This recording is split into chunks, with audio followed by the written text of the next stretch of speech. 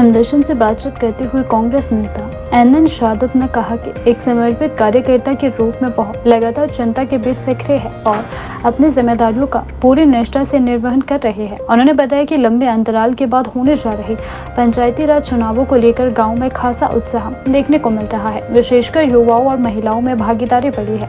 उन्होंने कहा कि पंचायत चुनाव लोकतंत्र की जड़ों को मजबूत करने का महत्वपूर्ण माध्यम है। उन्होंने कहा कि शुरुआत में उम्मीदवारों को लेकर लोगों में असमंजस की स्थिति रही है, लेकिन अब सभी प्रत्याशी पूरी तैयारी और जिम्मेदारी के साथ चुनाव मैदान में उतर चुके हैं। एनएन शहादत ने कहा कि पंचायत चुनाव केवल प्रतिनिधि चुनने का जरिया नहीं बल्कि गांव के विकास की दिशा तय करने का भी अवसर होता है। उन्होंने विश्वास जताया कि प्रदेश का नेतृत्व मजबूत है और जनता के हित में कार्य करने के लिए प्रतिबद्ध है। उन्होंने वर्तमान सरकार के प्रयासों की सराहना करते हुए कहा कि कई चुनौतियों के बावजूद प्रदेश के विकास और जन कल्याण के लिए निरंतर कार्य किए जा रहे हैं। प्राकृतिक आपदाओं का जिक्र करते हुए उन्होंने कहा कि हाल ही में आई आपदाओं से प्रदेश को भारी नुकसान हुआ था। कई लोगों के घर उजड़ गए, खेत बर्बाद हो गए और जनजीवन प्रभावित हुआ।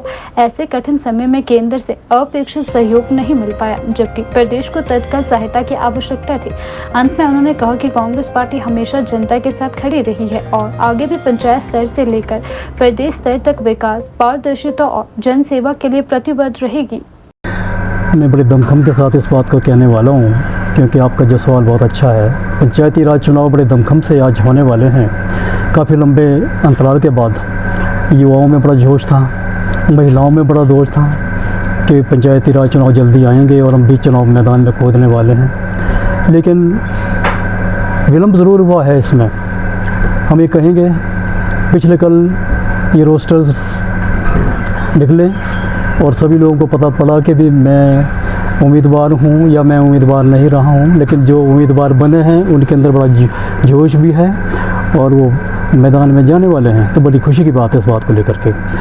तो ये पंचायती राज चुनाव एक बहुत बड़े चुनाव होते हैं। मैं समझता हूँ हर व्यक्ति तक, गांव का हर व्यक्ति पंचायत में इन्वॉल्व होता है। छोटे से लेकर बुज़ुर्ग तक सबका शौक़ होता है कि पंचायत चुनाव कैसे होते हैं, क्या है।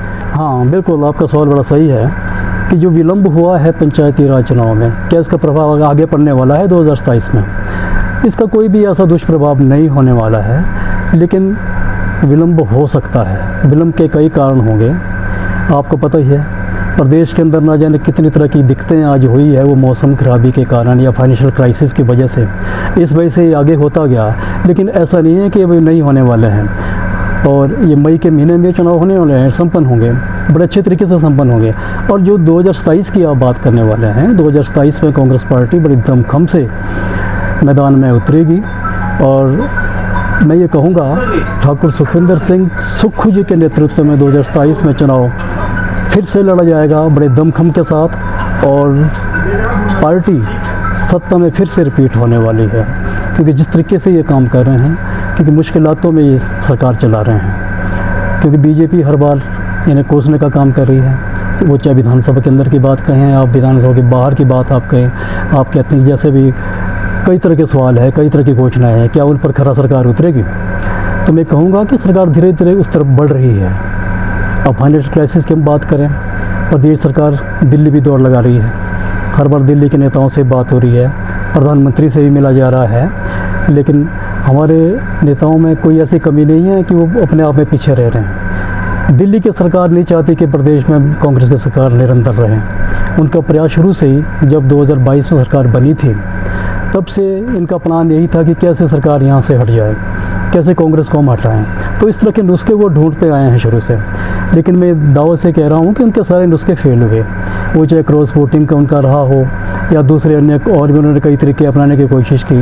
अब बाढ़ के समय में इतना सारा धन की प्रदेश को ज़रूरत थी, जब बहुत सारे लोगों के घर बह गए, मकान चले गए, खेत खलिहान चले गए, जाने चली गई, उस वक्त बहुत पैसों की ज़रूरत थी। सबको मालूम था कि प्रदेश सरकार के पास पैसा नहीं है। तो केंद्र में बैठी सरकार, जबकि नरेंद्र मोदी जी जो देश के प्रधानमंत्री हैं, वो तो दूसरा घर हिमाचल को कहते थे, लेकिन बावजूद उसके उन्होंने एक बार भी, कभी भी, मैं कहूँगा एक बार उन्होंने हिमाचल का कोई जिक्र नहीं किया कि बाढ़ के बारे में। अब जब प्रधानमंत्री जिक्र नहीं कर रहे हैं, तो हमारे जो हिमाचल के नेता हैं, उन्होंने तो हर बार सुक्खू जी को कोसने का ही प्लान किया। 7 विधायक हिमाचल के लोगों ने चुन के भेजे यही सोच के कि चलो हिमाचल में अगर कांग्रेस की सरकार है तो दिल्ली में हम मोदी जी को मजबूत करते हैं। लोगों ने इस तरह से मन बनाया था, लेकिन वो सब कुछ उल्टा पड़ा। अब 7 MPs दिल्ली में बैठ करके उन्होंने क्या किया, एक बार भी प्रदेश के लिए 1 रुपया तक लेके वो नहीं आए। सिर्फ बयानबाजी पे खड़े उतरते गए कि सुखो सरकार ये नहीं करी, सरकार वो कर रही है, अनियमितताएँ हो रही हैं, हम पैसे भेज रहे हैं जी, वो पैसे कहाँ जा रहे हैं जी। अरे पैसे जाने तो दूर की बात, आपने पैसे भेजे कब, पहले वो बात ही तो क्लियर होनी चाहिए। 2023 के पैसे, बाढ़ के पैसे वो कहीं 26 में आ रहे हो, जो 2025 में आपके जो बाढ़ें आई है, बहुत सारा खर्चा हुआ है, प्रदेश के अंदर संकट हुआ, वो पैसे आपके जो है आ रहे हैं कब, कोई मालूम ही नहीं।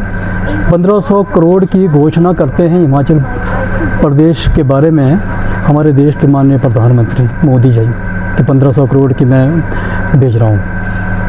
भाई आपने किस तरह का भेजा, आपने 1500 करोड़, वो आज तक नहीं आया। 1500 करोड़ कहाँ गया वो?